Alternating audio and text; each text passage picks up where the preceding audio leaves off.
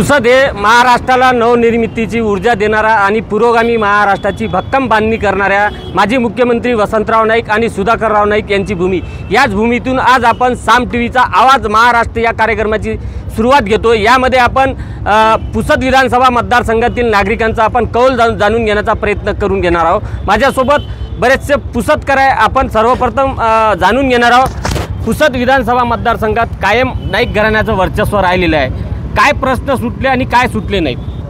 50 वर्षाच्या कालावधीमध्ये पुसदमध्ये नाईक घराण्याची सत्ता राहिलेली। आतापर्यंत त्यांनी विकास केला होता, पण मागील 10 वर्षापासून पुसदमध्ये विकास काहीसा मंदावलेला आहे। त्याच्या मागचं मूळ उद्देश एवढंच एक कारण आहे की मागच्या 10 वर्षामध्ये या ठिकाणी सत्तेत नसल्यामुळे, विरोधात असल्यामुळे काम झाले नव्हते। माननीय आमचे लोकनेते मनोहरजी नाईक यांनी सुद्धा प्रयत्न केले होते, पण काही अल्पशा प्रमाणामध्ये त्यांना तेवढं काही यश आलेलं नव्हतं। पण मागच्या 5 वर्षामध्ये या ठिकाणी आमदार, लोकनियुक्त आमदार माननीय इंद्रनीलजी नाईक यांनी 5 वर्षामध्ये काहीशी अशी उल्लेखनीय कामगिरी काही केलेली नाही आहे। त्यांनी मुद्दा उचलला होता की माळ पठारावरती पाण्याची लिफ्ट इरिगेशन म्हणून करून देण्यात येईल, त्या ठिकाणी पाण्याची व्यवस्था चांगली करण्यात येईल। त्याच्यानंतर MIDCचा मुद्दा उचलला होता। MIDCमध्ये सुद्धा काहीच महत्त्वाचा मुद्दा उरला नाही। पुसद शहरामध्ये अतिशय खेडा जरी चांगला आहे, पण पुसद शहरामध्ये अतिशय घाणेरड्या प्रमाणामध्ये ठेकेदारांचं वर्चस्व झालेलं आहे। भोळे भाबडे असे आमचे नेते इंद्रनील भाऊ नाईक, मी भोळे भाबडेच म्हणतोय कारण की मी सुद्धा त्यांचा आत्तापर्यंत समर्थकच होतो। तर शहरामध्ये अतिशय घाणीचं साम्राज्य, त्याच्यानंतर रखडलेले रस्ते, 1 वर्षापूर्वी 6 महिन्यापूर्वी केलेला रस्ता तो आज उखडलेला आहे। त्याच्यामुळे प्रचंड प्रमाणात झालेलं नुकसान।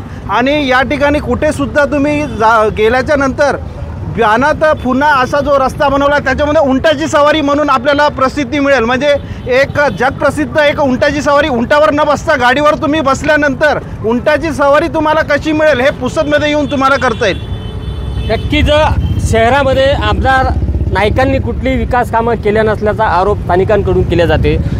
पुसद शहराने 2 मुख्यमंत्री राज्याला दिलेले आहे। आत्तापर्यंत राज्याच्या नव्हे तर देशाच्या राजकारणात ज्या पद्धतीनं प्राबल्य पुसद शहराचं राहिलेलं आहे, त्या दृष्टिकोनातून विकास कामं व्हायला पाहिजे होती, पण झाली नसल्याची ओरड होते। काय सांगा? तर पुसद शहराला जोपर्यंत नाईक साहेब सुधाकर नाईकाचं कर्तव्य होतं तोपर्यंत विकास झाला। त्याच्यानंतरचा विकास पुसदला झाला नाही, तालुक्याला काही झालं नाही। ग्रामीण भागात आहे तीच परिस्थिती आहे, शहरी भागात आहे तीच परिस्थिती आहे। कोणत्याही प्रकारचा विकास झालेला नाही। नक्कीच विकास झाला नसल्याचा ओरड पुसद शहरातील नागरिक करत आहे, पुसद मतदारसंघातील नागरिक करत आहे। माझ्यासोबत आणखी काही नागरिक आहे, आपण त्यांच्याकडून जाणून घेणार आहोत। पुसदमध्ये ज्या पद्धतीनं आमदार इंद्रनील नाईक यांची पहिली टर्म आहे आणि सध्या ते सत्तेतले आमदार म्हणून आहेत, काय व्हायला पाहिजे होतं आणि काय झालेलं आहे? व्हायला पाहिजे होता की पुसदमध्ये विकास जो आहे तो 50 वर्षात जेवढा नाही झाला तेवढा या 5 वर्षात व्हायला पाहिजे होता। तसाच प्रयत्नही आमदार साहेबांना केलेला आहे। पण खंत एकच आहे की आमच्या आता मित्रांना सांगितलं, मी अनवर अली, मी इंजिनियर कॉन्ट्रॅक्टर आहे, मी अल्पसंख्याक समाजाचा प्रतिनिधी आहे आणि मी दिव्यांग पण आहे। या तिन्ही क्षेत्रामध्ये मला असं वाटते की आपण कुठंतरी कमतरता झाली आहे। कंत्राटदाराबाबत बोलायचं असलं तर आमच्या मित्रांना सांगितलं की कंत्राटदार त्या खराब कामामुळे रस्त्यात पूर्ण खड्डे पडलेले आहे। तर कंत्राटदार खराब काम करत नाही आहे, कंत्राटदारापर्यंत जो निधी पोहोचतो तो 100चे 40 होऊन पोहोचतो, म्हणून त्याची तो खराब होतो काम। नक्कीच आणि कंत्राटदार म्हणल्याच्या नंतर ज्या कामामध्ये बिलोची स्पर्धा असते, त्यामुळे कुठेतरी बिलोमुळेच कामाची पद्धत काही प्रमाणात घसरल्या जाते। माझ्यासोबत आणखी काही मुस्लिम बांधव आहे। काय सांगाल काका, ज्या पद्धतीनं पुसद शहराचा विकास झाला नसल्याची ओरड होते, कसं बघता तुम्ही? स्वर्गीय सुधाकर नाईक, वसंतराव नाईक, इन्होंने जो विकास करे वो विकास कभी बाद में हुआ ही नहीं। और उसके बाद में पुसद में एक ही विकास हो रहा है यहाँ, जातिवाद का इतना रोड खोद डाला इन्होंने कि उनको विकास करने की ज़रूरत नहीं। हिंदू को मुसलमानों के दिल से खराबी, मुसलमान को हिंदू के दिल में खराबी कैसे डालने का, ये मौलाना के बारे में बोलने का, वो इनके पैगंबर के बारे में बोलने का, भाई इतना बोल दिए हिंदू भाई खुश हो जा रहे, विकास की ज़रूरत नहीं है। मुसलमानों को बुरा बोलो, हिंदू भाइयों को खुश कर दे रहे ये नेता लोग, बाकी इससे ज़्यादा विकास कुछ भी नहीं हुआ। नक्कीच विकास झाला नाही। या मतदारसंघामध्ये महिलांचा प्रश्न, ज्या पद्धतीनं महिलांवर राज्यांमध्ये अत्याचार होत आहे, अशा काही घटना पुसदमध्ये घडल्यात का? नाही, अशा तर काही घटना महिलांबद्दल पुसदमध्ये काही घडल्या नाही। आणि मी एक गणेश बाबराव आबाळे म्हणून मी पोखरी गावचा एक रहिवासी आहे आणि आदरणीय इंद्रनील भाऊ यांनी 2019ला विधानसभा पहिल्यांदा निवडून आल्याच्यानंतर त्यांचा 1 ते 1.5 वर्ष कार्यकाल हा कोरोनामध्ये गेला. त्याच्यानंतर त्यांच्यावर पहिलाच एक नवीन राजकारणातला एक त्यांचा पहिला पाऊल असल्यामुळे त्यांना सगळ्यात मोठी गोष्ट म्हणजे त्यांना पहिले कोविड असा त्यांच्यावर प्रसंग आला आणि त्याला ते झेलावं लागला. त्या परिस्थितीमध्ये त्यांनी खूप काही पुसदकरांना सहकार्य केलं कोविडमध्ये. त्याच्यानंतर विकासाचे कामं त्यांनी भरपूर केले, पण त्यांच्यावर आरोप होत आहे असे विकासाचे कामं पुसदमध्ये चालूच आहेत, असं कुठलाही नाही. ग्रामीण भागातसुद्धा त्यांनी अतिशय मोलाचे काम हे केलेले आहे. आणि नक्कीच पहिली टर्म असल्यामुळे आणि त्यातच कोरोनामुळे सगळ्यांना ब्रेक लागलं होतं. त्यातच पुसद मतदारसंघात सुद्धा विकास कामाला ब्रेक लागले. काय सांगाल तुम्ही? पुसद नगर परिषद ही सगळ्यात मोठी नगर परिषद मानल्या जाते. तुमच्या शहरामधल्या समस्या सुटलेल्या आहेत का? कैलासवासी वसंतरावजी नाईक साहेब मुख्यमंत्री असताना 11.25 वर्ष या राज्याला दिशा दिली. शेवटच्या माणसाचा विकास झाला आणि कैलासवासी वसंतरावजी नाईक साहेबांनी इसापूर धरणाची निर्मिती केली. आमचे माळपठार भागाबद्दल बोलतो मी. 42 गाव आमच्या धरणामध्ये आमच्या जमिनी गेल्या, आमचे पाणी गेलं. 99 पासून राष्ट्रवादी पक्षाची निर्मिती झाली. तेव्हापासून 14 वर्ष त्याच सरकार आणि 10 वर्ष हे सरकार, ह्या दोन्ही सरकार मी 20 वर्षापासून पाठपुरावा करतो, पण आमच्या शेतकऱ्याला इसापूर धरणातून पाणी मिळत नाही. आता राहिला प्रश्न आमदार साहेबाचं. आमदार साहेब या ठिकाणी आमदार झाले आणि सुरुवातीमध्ये 2.5 वर्ष ते सत्तेत असताना सत्ता गेल्याच्या नंतर त्या लोकांनी प्रश्न आमचा सुटला नाही आमदारामुळं. परत त्या पक्षासाठी ह्या पक्षामध्ये आमदार साहेब गेलेत, पण ह्याही सरकारनं आमचं त्या ठिकाणी शेतकऱ्याचा विचार करत नाही. मला सरकारची एवढीच विनंती आहे सरकारला की उद्या नंगारा भवनासाठी येत आहे ना माननीय देशाचे पंतप्रधान, राज्याचे सर्व मुख्यमंत्री, सर्व महाराष्ट्राच्या मुख्यमंत्र्यांनी वसंतराव नाईक साहेबाचा आदर्श घ्यावा. राज्य चालवायचा असेल वसंतराव नाईकांचा आदर्श घ्यावा असा देखील पुसद विधानसभा मतदारसंघातील नागरिकांचं म्हणणं आहे. ज्या पद्धतीनं पुसद मतदारसंघामध्ये सध्या आमदार इंद्र नाईक प्रतिनिधित्व करत आहे आणि एकीकडे महाविकास आघाडी आणि दुसऱ्या बाजूला महायुती अशी समीकरणं आहे. भविष्यात जर निवडणुका जर आता झाल्या 2-2.5 महिन्यावर निवडणुका येऊन ठेपलेल्या आहे तर कोणाचं पारडं जड असणार? तर विषय बघा, लक्षात घ्या जरासं. माझा तो लहान भाऊ आहे स्वप्नील जयस्वाल, तो बोलला की विकास झाला परंतु सुधाकर नाईक, मनोहर नाईक यांच्या काळात झाला. आज विकास दिसत नाही आहे आणि त्यांनी शेवटी एक पुष्टीही केली की मी त्यांचा कार्यकर्ता होतो. म्हणजे याचाच अर्थ आज विरोधात गेलेला आहे. त्याच्यामुळं त्यांच्या डोळ्यावर कदाचित काळीपट्टी लागलेली असावी म्हणून ते विरोध करत आहे. दुसरी गोष्ट, आत्ता माझा भाऊ इस्त्याक भाई यांनी एक मुद्दा उचलला हिंदू मुस्लिमचा. मी कडाडून या गोष्टीवर विरोध करतो, परंतु जातीयवादाचा मुद्दा काढून त्यांनी जातीयवाद तेच करत आहेत हे दर्शवून दिलेलं आहे. काल परवाची घटना आहे. ते म्हणत आहेत की कुठं इंस्टाग्रामवर कोणीतरी लिहितं त्यांच्या विरोधात. घटना कुठं घडते आणि त्याचे परिणाम कुठं होतात. त्याच्यामुळं कालच्या गणपती उत्सवात जी ग्रामीण भागातून येणारी जनता होती ती येऊ शकली नाही. याला जबाबदार कोण? पोलीस स्टेशनवर हल्ले होतात. हे काय आम्ही सांगतो पोलीस स्टेशनवर हल्ले करण्यासाठी आम्हाला जातीयवादी म्हणतात? खरा जातीयवाद तर तुमच्यात दडलेला आहे. आणि तिसरा प्रश्न जो तुम्ही विचारला, निश्चितच महायुती जो कोणी उमेदवार देईल, आज जरी जे आमदार असतील त्यांची उमेदवारी निश्चित झाली असेल तरी, किंवा महायुती जो कोणी उमेदवार देईल या विकासाच्या दृष्टिकोनातून केलेल्या विकासाच्या कामाच्या भरोशावर 100% महायुतीचा उमेदवार निवडून येईल याची मी ग्वाही देतो. का झाला नसल्याची ओरड नागरिकांमधून होते. मित्रा, काय सांगशील? पुसद शहराचा विकास झाला नसल्याची ओरड होते. खऱ्या अर्थानं लोकप्रतिनिधी कसा असावा आणि याच्याबद्दल चांगलं आणि वाईट ह्या दोन बाबी खऱ्या अर्थानं तुम्ही इथं जनतेला दाखवत आहात. मला सांगायचं की पुसद विधानसभेचा आमदार इंद्रनील नाईक आहे. खऱ्या अर्थानं या पुसदच्या कुठल्याही कोपऱ्यात जा, कुठलाही एक व्यक्ती घ्या, त्यानं सांगावं की नाईक परिवारावर तुम्ही एखादी गोष्ट तुम्ही मागितली का? नाईक परिवाराबद्दल तुम्ही एखादा विषय तुम्ही घेऊन त्या संकटावर गेले का? जे लोक, जी व्यक्ती, जो समाज, जो समूह, नाईक परिवार असो, मनोहर नाईक असो, इंद्रनील नाईक असो, यांच्याकडे गेलं तर निश्चितपणानं त्याची जात, त्याची पात, कुठलाही दात धर्म न पाहता मनोहर भाऊ, इंद्रनील भाऊ यांनी एका मतानं त्यांना सहकार्य केलं. मित्र हो, बऱ्याच अर्थानं इथं हिंदू मुस्लिमची गोष्ट झाली. खऱ्या अर्थानं आदिवासींच्या बद्दल इथं चर्चा व्हायला पाहिजे. आदिवासींबद्दल शेकडो नाही हजारो कोटी रुपये इंद्रनील नाईकांनी दिले. खऱ्या अर्थानं कुण्या एका समाजाविषयी, SC समाजासाठी बहुसंख्य पद्धतीनं त्यांनी 500 कोटीच्या वर इथं विकास कामं केले. मित्र, विकास हा गतीनं घडणारी प्रक्रिया आहे आणि ते घडत असताना तुम्हाला एखादा विकासाचा जर तुम्हाला कोणी एखादं राजकारण करत असेल तर तो तुम्हाला विकासाचा चष्मा लावा लागेल. मित्रांनो, काही जणांनी 3000 करोडच्या वर सांगितलं, निश्चित तो विकास झालेला आहे. आणि जे आज जे लोक बोलणारे लोक आहेत त्या लोकांना माझं आव्हान आहे, अरे तुम्ही हजारो लोक असे मनोहर नाईक आणि इंद्रनील नाईकाच्या विरोधात उभे राहा. या वेळेस 1 लाखाहून जास्त मतांना इंद्रनील नाईक निवडून येईल हे मी तुम्हाला इथं ठामपणाने सांगतो. महायुतीचा उमेदवार निवडून येईल असा विश्वास देखील ते व्यक्त करतायत. 2-2.5 वर्षामध्ये ज्या पद्धतीनं महाराष्ट्राच्या राजकारणामध्ये महत्त्वाच्या घडामोडी घडल्या, पहिल्यांदा शिवसेना बंड झालं, शिवसेना फुटली, त्या पाठोपाठ राष्ट्रवादी फुटली, दोन्ही पक्ष आता वेगवेगळे झालेले आहे. या ठिकाणी आमदार इंद्रनील नाईक यांनीसुद्धा बंड केलेला आहे. नेमकं हा बंड करण्याची वेळ त्यांच्यावर का आली? सर्वात महत्त्वाचा मुद्दा सांगतो. मागील आता इंद्रनील भाऊचा पण तुम्ही विषय काढला की त्यांनी बंड का केला.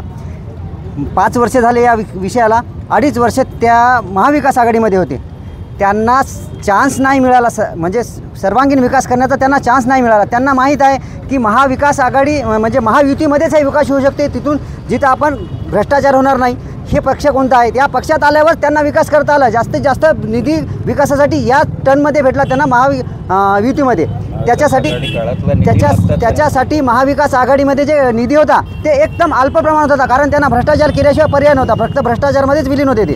आणि या महाविकास आघाडीमध्ये महायुतीमध्ये जे विकास करायचा चान्स भेटला त्यांना निधी भरपूर प्रमाणात भेटला. त्याच्यासाठी त्यांनी जनतेचा विचार करूनच कोण निर्णय देऊ शकते चांगला, आपल्याला कोण निधी देऊ शकते, यासाठी ते महायुतीमध्ये आले.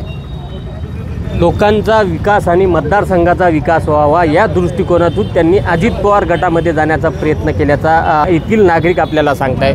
पुसद मतदारसंघ हा मोठा आहे. या ठिकाणी पुसदला सेकंड जिल्हा म्हणून ओळखल्या जाते. पुसदसाठी देखील उठाव होते, मात्र यामध्ये तुमचे लोकप्रतिनिधी मागं पडते असं वाटत नाही. या ठिकाणी पुसद जिल्ह्याचा जो विषय आपण सांगितलेला आहे, तर ज्यावेळेला वाशिम आणि हिंगोली जिल्हा झाले तर त्याचं नेतृत्व करतानाच आमचे जे स्वर्गीय सुधाकर नाईक साहेब होते त्यांनी दिलं. आणि आमची नाईक साहेबांची पहिलीपासून ही भूमिका राहिलेली आहे की दुसऱ्याच्या ताटामध्ये वाढणारे लोक आहेत आणि त्यावरून हे समाधान होणारे लोक आहेत. तर त्यामुळं माझा जिल्हा असला पाहिजे हा टास त्यांचा नव्हता आणि त्याच्यासाठी वसंतराव नाईक सुधाकर नाईक साहेबांनी प्रयत्न केलेले आहेत. आणि राहिला जिल्ह्याचा प्रश्न, तर जिल्ह्यापेक्षा कमी आमच्या गावात काहीच नाही आहे. आणि आता जे माझ्या मित्रांनी काही मुद्दे घेतले की बाबा इथं विकास झाला नाही, तर गेल्या 2.5 वर्षामध्ये तर त्याच्यामध्ये जवळपास 2900 कोटी रुपयाच्या वर अंदाजे एक निधी इथं आलेला आहे. आणि हा निधी रस्त्यामध्ये, नाल्या, मंदिरं, सभागृह या सगळ्यासाठी जे लोकोपयोगी गोष्टी आहेत त्यासाठी वापरला गेलेला आहे. आणि आपल्याला मानायचीच सवय नसेल किंवा विकास झाला तर मग त्याला तर काही इलाज नसते. चष्मा लावलेल्या लोकांना काही इलाज विकास झाल्याचा देखील दावा केला जाते. मित्रा, तू तरुण आहात, तरुणांचे बेरोजगारांचे प्रश्न मोठ्या प्रमाणात नाही आहे. बेरोजगारांना हाताला काम नाही आहे. तुमच्या मतदारसंघामध्ये बेरोजगारांच्या हाताला काम मिळालं? काम मिळालेलं आहे. आणि आमदार इंद्रनील नाईक साहेब या पद्धती इष्टाईक म्हणताय की बाबा आमदार साहेब इथं जातीभेद करतात. मी त्यांना एक सांगतो की सर्व कामं जेवढे आहेत आज पुसदमधले टोटल कामं मुस्लिम वर्गाला आहेत. आणि इथं आमदार साहेब कसं काय जातीभेद करतात की आमदार साहेबांवर की 50 वर्षापासून इथं विकास झालेला नाही आहे. मी त्यांना एक सांगतो की ज्या 50 वर्षाच्या आमदार साहेबांना आता 5 वर्ष झालेले आहे. मनोहर भाऊ ज्यावेळेला होते, मनोहर काका नाईक साहेब, त्यावेळेला ते 70,000च्या लीडनं आले. विकास झाला नसता 70,000चा लीड कुठून आला? आणि आज जो 3000 कोटीचा निधी आणलेला आहे आमदार इंद्रनील भाऊ नाईक साहेबांनीच आणलेला आहे. आणि 3000 कोटी रुपये आमदार इंद्रनील भाऊ नाईक साहेबांनी आणलेला विकासासाठी. आणि हे जे आरोप ज्यांचे आहे हे बिनबुडेचे आरोप आहेत असे मी त्यांना बिनबुडाचा आरोप करताय विरोधक असं त्यांचं म्हणणं आहे. पुसद या मतदारसंघामध्ये कायम नाईक यांचा बालेकिल्ला राहिलेला म्हणून ओळखल्या जाते. आणि या ठिकाणी गेल्या अनेक वर्षांपासून नाईक घराण्यातूनच आमदार निवडून आलेला आहे. नेमकं हा समीकरण कसं बघताय तुम्ही? नाईकांचा वर्चस्व नाही आहे, नाईकांचा बालेकिल्ला वगैरे नाही आहे. इथल्या जनतेचं शाश्वत प्रेम हे नाईक परिवारावर आहे. आणि नाईक परिवार ही एवढी व्यापक संकल्पना आहे. इथला हिंदू नाईक परिवाराचा सदस्य आहे, इथला दलित बांधव नाईक परिवाराचा सदस्य आहे. आणि आपण जाणकार पत्रकार त्या ठिकाणी इथं उपस्थित असलेले सगळे लोक कालबापूर्वापर्यंत आमचेच होते. म्हणजे दिवसाचे 12 घंटे दिले तर संध्याकाळी 3 वाजेपर्यंत ते आम्हाला सल्ले देत होते काय काय. आणि आपल्या महत्त्वाकांक्षा त्या ठिकाणी पूर्ण नाही झाल्या तर मग बिनबुडाचे आरोप करायचे. ज्या त्या परिवाराला कुठं शोभत नाही. आपण वसंतराव नाईक साहेबांचा आदर घेतला. काल परवा एक कुणीतरी म्हटलं की त्या ठिकाणी नाईक परिवारावर करणारी जनताची प्रेम एकतर्फी आहे. अरे भल्या माणसा, वसंतराव नाईक साहेबांनी हसता हसता वानखेडे स्टेडियम देऊन टाकला. अरे भल्या माणसा, जलसंधारणासाठी या महाराष्ट्राचं उद्या वाळवंट होऊ नये म्हणून त्यांना पूर्ण अख्खा भारत देश त्यांना जलकरणाचा प्रणेता म्हणून ओळखतो. आणि लोकनेते मनोहरराव नाईकांनी यांना स्वतःच्या पोराचा कुठला इकॉनॉमिक ॲसेटचा विचार न करता इथल्या शून्यातली माणसं आर्थिकरित्या गब्बर करून सोडले. त्या माणसाला म्हणतोस तू एकतर्फी प्रेम केलं म्हणून. चुकीचं बोलतायत तुम्ही. आणि हे जे बिनबुडाचे तुम्ही आरोप करतायत, आपण हे विचार करायला पाहिजे की लोकसमर्पित, लोकभावनेने कायम लोकांमध्ये रमणारे लोकनेते मनोहरराव नाईकासारखे लोक आपल्याला सापडले असतील. आणि त्याच्यामध्ये दुर्दैवाची बाब अशी झाली की सांगायला मला बरं वाटेल की ज्या वेळेस मनोहरराव नाईकानंतर कोणी या प्रश्नाचं उत्तर या लोकांसमोर इंद्रनील नाईक साहेब आलं, दुर्दैवानं त्या ठिकाणी मंत्रिमंडळ गटित व्हायला 1.5 ते 2 महिने लागले. मंत्रिमंडळ गटित झालं आणि जेमतेम सरकार कामावर आलं. मानवी जीवनाच्या अस्तित्वावर प्रश्नचिन्ह निर्माण करणारा करोना त्या ठिकाणी निर्माण झाला. करोनामध्ये जवळपास 2-2.5 वर्ष त्या ठिकाणी आपली चालली गेली, परंतु राजकीय स्थित्यंत घडली. पण अशाही वेळेस स्वतःच्या जीवाची पर्वा न करता जवळपास स्वतःला 3दा कोरोना होऊन आमदार इंद्रनील नाईक यांनी कार्यतत्परतेने भक्कम निधी या मतदारसंघासाठी निघून आणला. आणि बऱ्याच लोकांनी त्यावेळेस जो आपण आकडा त्यावेळेस देतो, बऱ्याच लोकांचं बोलणं तो आकडा, अहो झालेला विकास ही प्रक्रिया आहे. तो काही कॅलेंडरचा फोटो नाही आहे. आणि विकासाचा आउटपुट मिळायला तुम्हाला वेळ लागेल. आणि म्हणून त्या अनुषंगाने मग नुकताच वेळेचा अपोह आहे, बाकी आमच्या बांधवांना बोलायचं नुकताच सांगतो. या पुसदमध्ये कापूस उत्पादक शेतकऱ्यांना दिलासा देण्यासाठी 13 ते 14 वर्षापासून इथं कापूस खरेदी बंद होती. याच विरोधकांनी इकडे बघा, इथली मूळ लढाई नाईक वर्सेस विरोधक असे नाही आहे. इथली लढाई आहे लोकसेवेसाठी तळमणारं रक्त आणि ज्यांच्या रक्तामध्ये व्यवहार आहे अशी लढाई आहे. आज महाविकास आघाडी स्वतःचा उमेदवार नाही आहे. कालपर्यंत जे लोक स्वतःच्या वसुलीसाठी जवळच्या लोकांना शेती विकायला भाग पाडतात आणि दुसरीकडे शेतकऱ्यांच्या हितासाठी वांजोटे पुळके काढून शेतांच्या हितासाठी आंदोलने करतात, ही वस्तुस्थिती आहे. तुमच्या जवळच्या किती लोकांनी शेता विकून तुमचा कर्ज भरला, हजारो नाव आम्ही त्या ठिकाणी सांगू शकतो. याचं हेच कारण आहे की इथली ही जी लढाई आहे व्यवहार विरुद्ध लोकसमर्पण. आणि नाईकांचं रक्त हे अबाधित आहे, अजिंक्य आहे. लोकसभेचं उदाहरण घ्या तुम्ही, भले नेते त्या ठिकाणी माहितीला मताधिक्य देऊ शकले नाही, पण या पुसद मतदारसंघामध्ये राजश्रीताई यांना नाही का माहितीच्या माध्यमातून, भाजपच्या प्रयत्न माध्यमातून नक्कीच महाविकास आघाडी महायुतीकडून ज्या पद्धतीनं इंद्रनील नाईकांनी लोकसभेला राजश्री पाटील यांना मताधिक्य मिळवून दिलं, त्याची देखील चर्चा या ठिकाणी होताना आपल्याला पाहायला मिळते. ज्या पद्धतीनं आता 2 महिन्यावर निवडणुका येऊन ठेपलेल्या आहे, महायुती वर्सेस महाविकास आघाडी असा सामना असणार आहे. तर महाविकास आघाडीकडून कोण उमेदवार असेल? उमेदवार कोण असतील याबद्दल तर काही सांगता येणार नाही, पण आमदार इंद्रनील नाईक साहेबांनी शहरी भागातच नाही तर ग्रामीण भागातही अतिशय चांगलं काम केलेलं आहे. ग्रामीण भागातल्या जनतेचं, तळागाळातल्या लोकांचे प्रश्न सोडवलेले आहेत आणि अहोरात्र लोकांच्या दुःखामध्ये धावून जाणारा आमदार आम्हाला मिळालेला आहे. एवढंच मी यावेळी सांगतो. नक्कीच लोकांचं काम करणारा आणि शेतकरी हित जपणारा आमदार आम्हाला मिळाल्याचं इथल्या नागरिकांचं म्हणणं आहे. मित्र, ज्या पद्धतीनं पुसदमध्ये इंद्रनील नाईक यांनी शरद पवारांची साथ सोडून अजित पवारांसोबत गेले, हे तुम्हाला पटलं? नाही पटलं. पहिली गोष्ट कशी आहे की जे विमुक्त जातीय प्रवर्गामध्ये जे अवैधरित्या जे घुसखोरी होत आहे, त्या घुसखोरीमुळे आज विमुक्त जातीमधील 14 जाती आहे, या 14 जातींचे आतोकाट आज नुकसान होत आहे. दुसरी गोष्ट कशी आहे की या देशाचे जे पंतप्रधान नरेंद्र मोदी साहेब आहे, यांनी संत रामराव महाराजांना एक शब्द दिला होता 10 वर्षापूर्वी की विमुक्त जाती, समजा बंजारा समाजाला एक अनुचित जाती म्हणजे STचं आरक्षण देऊ. आणि तो त्यांनी शब्द पूर्ण केलेला नाही. आणि मुद्दा आपला आरक्षणाचा नाही आहे, मुद्दा आपला एवढाच आहे की पुढे ज्या पद्धतीने निवडणुका होत आहे त्यामुळे इंद्रनील नाईकांनी ज्या पद्धतीनं शरद पवारांची साथ सोडून अजित पवारांसोबत गेले, हे तुम्हाला पटलं का? हो किंवा नाही? नाही. नक्कीच शरद पवारांची साथ सोडून अजित पवारांसोबत गेल्यामुळे हे पटलेलं नसल्याचं काही युवकांचं म्हणणं आहे. ज्या पद्धतीनं पुसद शहराचा विकास व्हायला पाहिजे होतं, झाल्या नसल्याची ओरड होत आहे, हे खरं आहे का? नाही. माळपठारावर जे विकास झालेला नाही, 1982 पासून 45 गावाचं धरण झालेलं आहे. त्या धरणामध्ये आतापर्यंत शेतकऱ्यांना पाणीसुद्धा भरपूर मिळालं नाही आणि त्या 45 गावाचा सुद्धा विकास झाला नाही. शेतीचा पैसासुद्धा भेटला नाही, घराचा पैसा भेटला नाही. त्याच धरणाचा मराठवाड्यामध्ये भरपूर लोकांना पैसा भेटला आणि विदर्भामध्ये का पैसा भेटला नाही, याचं उत्तर हे नाईक घराणं आम्हाला द्यावं. आतापर्यंत का? तुमचा आमदार विदर्भासाठी प्रतिनिधित्व करतोय की पुसद विधानसभा मतदारसंघात? पुसद. नक्कीच काही शेतकऱ्यांचे प्रश्न अद्यापही सुटलेले नाही. आपण शेवटचा प्रश्न आपण जाणून घेणार आहोत. पुसद विधानसभा मतदारसंघामध्ये आत्तापर्यंत नाईकांचं वर्चस्व राहिलेलं आहे, यावेळेस कायम राहील असं वाटते? वर्चस्व कायम राहील या याच्यावर थोडीशी शंकाच आहे. त्याच्या पाठीमागचे कारणही तसेच आहेत. कारण की आतापर्यंत चर्चेमध्ये आपण ऐकलेलं असेल की जेव्हापासून स्वातंत्र्य मिळालं तेव्हापासून नाईक घराण्याची सत्ता पुसद विधानसभेमध्ये आहे. आणि वसंतराव नाईक साहेब जे बंजारा समाजाचे दैवत मानले जातात, आताच वसंतराव नाईक साहेबांविषयी फार मोठ्या मोठ्या गोष्टी करण्यात आल्या आणि ते 100% खऱ्यासुद्धा आहेत. पण त्याच वसंतराव नाईक साहेबांची पुसदमध्ये काय दयनीय अवस्था आहे. त्यांचं एक उद्यान इथं मागच्या 9 वर्षापासून 11 कोटी रुपये खर्च करून अजूनही त्या उद्यानाचं उद्घाटन झालेलं नाही आहे.